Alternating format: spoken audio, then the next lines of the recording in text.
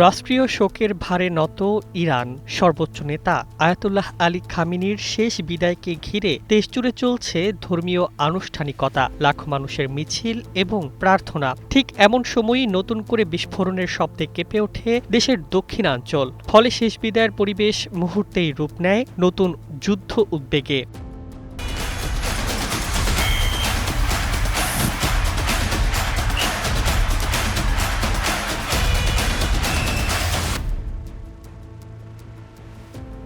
মঙ্গলবার দিবাগত রাতে প্রথমে হরমুজ প্রণালীর কৌশলগত অঞ্চলের কাছে অবস্থিত সিরিক ও কেশম দ্বীপে বিস্ফোরণের খবর পাওয়া যায়। কিছুক্ষণ পরই যুক্তরাষ্ট্রের সেন্ট্রাল কমান্ড জানায় তারা ইরানের বিরুদ্ধে নতুন সামরিক অভিযান শুরু করেছে। এরপর ইরানের রাষ্ট্রীয় গণমাধ্যম জানায় কেশম দ্বীপে আরও বিস্ফোরণ হয়েছে এবং খার্গ দ্বীপেও হামলার ঘটনা ঘটেছে। ইরানি বার্তা সংস্থা IRIBর তথ্য অনুযায়ী সিরিক এলাকায় হামলায় কয়েকজন আহত হয়েছেন। স্থানীয় মাছ ধরার জেটি ও বাণিজ্যিক স্থাপনাও ক্ষতিগ্রস্ত হয়েছে বলে দাবি করা হয়েছে।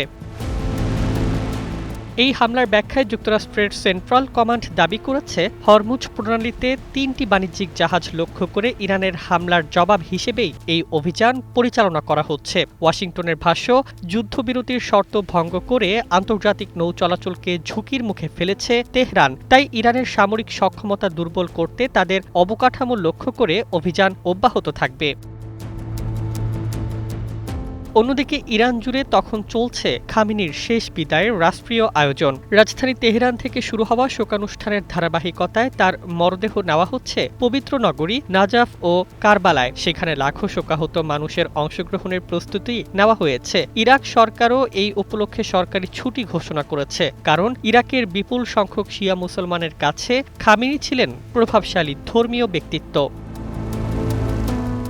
তবে শোকানুষ্ঠানের এই আবহের মধ্যেই নতুন হামলার ঘটনা গোটা অঞ্চলকে আরও অস্থির করে তুলেছে। বিশ্লেষকদের মতে হরমুজ প্রণালীকে কেন্দ্র করে সামরিক পাল্টাপাল্টি পদক্ষেপ যদি আরও বিস্তৃত হয়, তাহলে শুধু ইরান ও যুক্তরাষ্ট্র নয়, বৈশ্বিক জ্বালানি সরবরাহ, আন্তর্জাতিক বাণিজ্য এবং মধ্যপ্রাচ্যের নিরাপত্তাও বড় ধরনের সংকটে পড়তে পারে। একদিকে লাখো মানুষের চোখে অশ্রু, অন্যদিকে আকাশে যুদ্ধবিমানের গর্জন। ইরানের জন্য এটি যেন একই সঙ্গে শোক ও সংঘাতের এক ভয়াবহ অধ্যায়। এখন আন্তর্জাতিক মহলের দৃষ্টি একটাই প্রশ্নে, এই উত্তেজনা কি নতুন যুদ্ধের দিকে গড়াবে, নাকি কূটনৈতিক উদ্যোগ পরিস্থিতিকে আবারও নিয়ন্ত্রণে আনতে পারবে? News desk, 21 television.